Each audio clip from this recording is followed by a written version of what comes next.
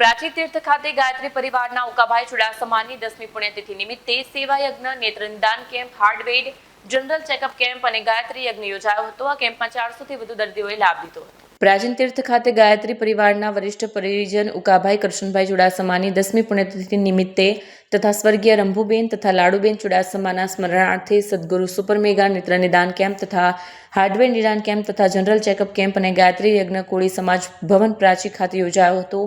કેમ્પમાં કુલ 400થી વધુ દર્દીઓએ લાભ લીધો.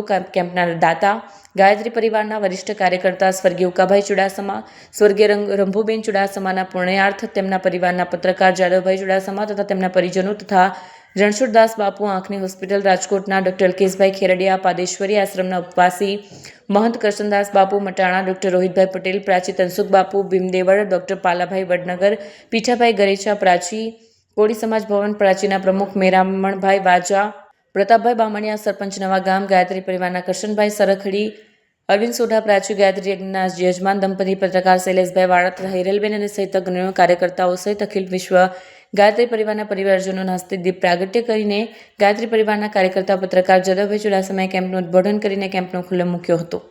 આ કેમ્પના તથા ગાયત્રી પરિવારના કાર્યકર્તા સ્વર્ગીય ઉકાભાઈ ચુડાસમાના જીવન જર્મનું ચિંતન ડૉક્ટર પાલાભાઈ દ્વારા વાગોળવામાં આવ્યું.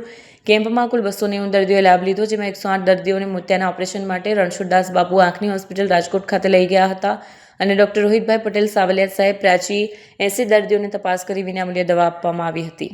દાતા તરફથી સૌના માટે ચા, પાણી તથા સાદા સુંદર ભોજન પ્રસાદની પણ વ્યવસ્થા ગોઠવવામાં આવી હતી.